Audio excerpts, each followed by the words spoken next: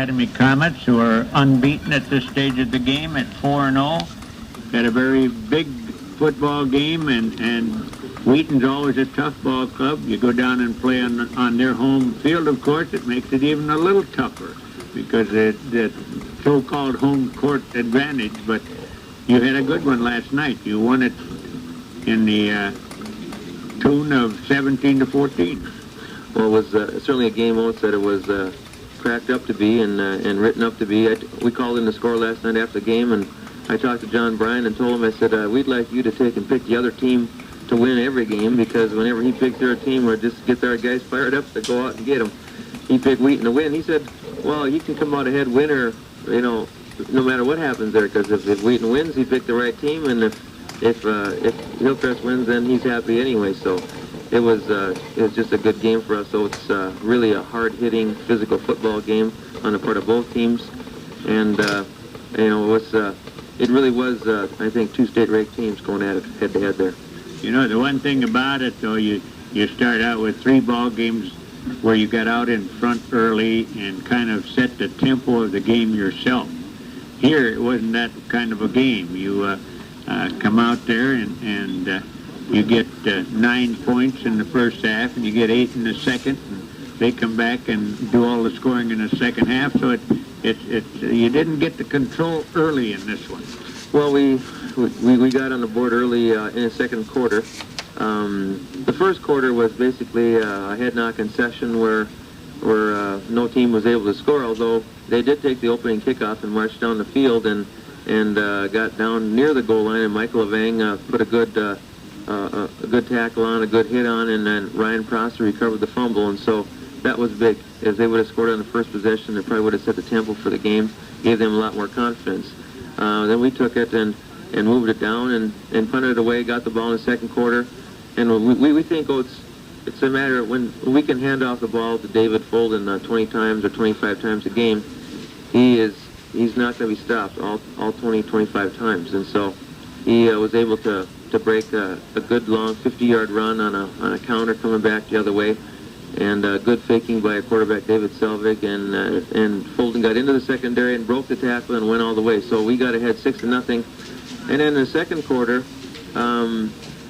they were playing ball control offense. If you look at the stats, they ran the 64 offensive plays to our 41. So they ran 23 more offensive plays than we did, and we were still able to come out ahead on the score. But they fumbled with 1 second to go in the second quarter, in the first half, and we call a timeout.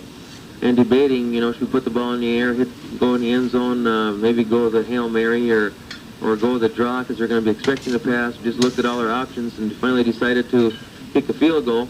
And Jay Estebo is a really talented football player. He moves around. He can play our tailback. He can play end. He's a good defensive back. He can play linebacker. And he put the toe of the ball and kicked a 32-yard field goal that really gave us momentum there at the end of the first half. And so it was good to get that lead, 9-0 on the first half. We thought it would be good to get ahead of Wheaton early because we know they're going to keep coming at us physically in the second half as well.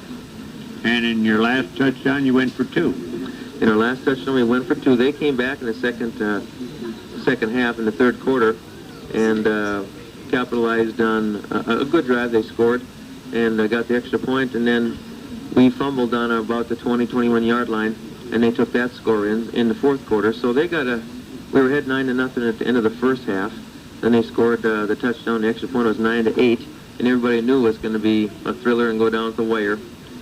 They scored on that fumble, made it 14-9, and then the last drive of the evening where we took possession at about 7 or 8 minutes and did some stuff with David Folden and passing to Jay Estebo and Michael Levang, moved the ball down the field, and finally Folden took it in from the 2-yard line, and we scored the extra point on the pass to Levang. So then we were in pretty good shape, we felt, because then it was just, it seemed like when we got behind, some pressure was gone. We weren't having to maintain that, level of not getting behind, and when it was gone, then we just had to buckle down and grit the teeth and go after them now on this drive, and they did it. So really pleased about that last drive. Looking at your club and the games that we did, You really got a little sleepers type of a situation. You run Folden a lot now, and every once in a while you could sneak in Erkenbach, because he runs pretty well too, you know, and loosen you, make the defense look a little more than just that one guy. But Folden, the thing I like about Folden is he's got that good sideward lateral movement when he gets through the line of scrimmage, and he's an excellent runner. Now you've got an excellent offensive line, and I think we should talk a bit about that. Well, early in the season, you know, that was a concern for us. We knew we had people in a skill position with David Selvig at quarterback and Levang at the end, Esteban at the end, Folden and Erkenbach in the backfield, and Mike Olstead, our flanker, and Joel Scheid able to catch the ball. So our three interior guys were a question. We were wondering. Peter Swenson was back at starting center, but we were wondering if Voster would adjust to the offensive line. He played defense for us last year. And then Andy Newton, a senior, moving in there at the other guard spot. And I think that this game last night really gave us a lot of confidence in our linemen, that we were able to play physical with some of the, you know, most physical team in the state. Wheaton is certainly right up there anyway. And so that answered that question. We were really pleased with, and our defensive linemen, Ryan Prosser and John Young, had all they could handle, certainly with the powerful running attack of Wheaton. So we were pleased with our line. They're coming along. They're getting better every week. The defensive line was really the first time they were challenged, though, this year, because you've had the leads in your other ball games, and there wasn't that much of a challenge. But they did. The defensive line did have a challenge this time. They certainly did. The secondary apparently too. Well, they had their hands full. When they run the ball 64 times or run 64 offensive plays, you know that our defense is going to be busy. There was just a lot of hard hitting on the field overall. Jay Esteban had 2 hard hits, caused a fumble, and you know, when there is a lot of hard hitting, you're gonna cause some fumbles too, and they got one on us, and we got a couple on them. And so what I was pleased also was with our linebacker play. They would come to the line of scrimmage. We would run a 3-3, or it looked like a 5-1. We had 6 guys up trying to stop their run, and then 3 guys to watch their pass. Jay Esteban comes up as well as anybody to stop the run. He really put on some cracks coming up, and we put David Selvig back at the other corner, and he had a big interception for us at the end of the game.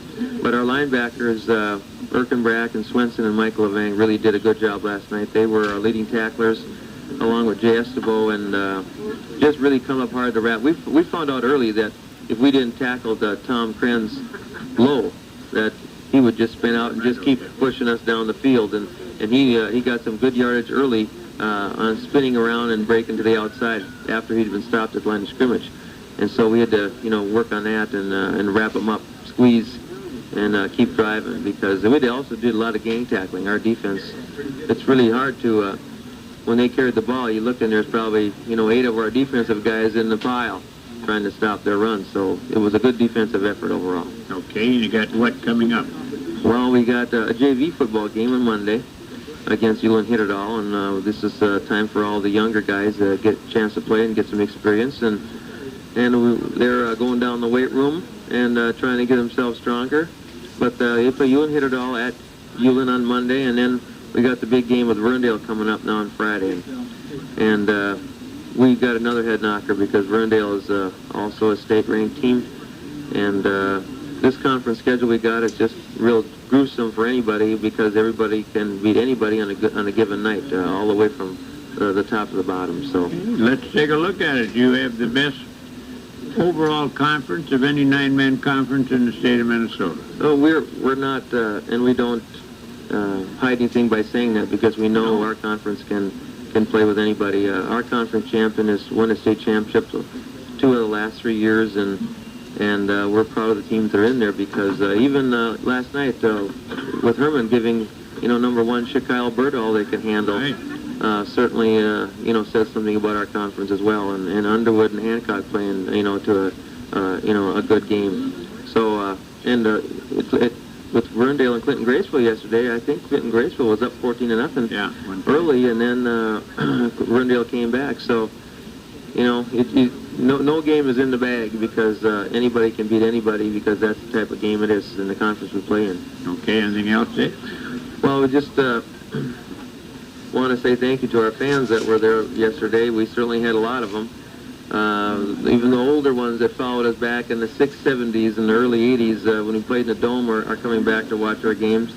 And they made a big tunnel to go out to when we ran on the field at halftime. Some of the former players that used to play for us, Nick Mundus, and some of the other guys that watched the game said it was the best football game that they had seen. Not that they'd played in, but they had seen in a long time. And just want to pass a compliment on to the Wheaton coach and their football players, because it was a tough loss for them. And they went through the line and shook hands and said it was a good game and wished us the best of luck. And many of them did that. And so we really appreciate the sportsmanship of a game. Really great and a lot of fun to have a good, hard-hitting football game. And then to shake hands and wish everybody good luck in the next one on the next go-around. So I guess that's what it's all about, Oates. Okay, we want to congratulate you on the win and wish you the best of luck against Verndale, and we'll have that one on the mic. We'll look forward to seeing you there, Oates. Okay, thanks a lot. Richard Risbrudt, head coach, Hillcrest Lutheran Academy Comets.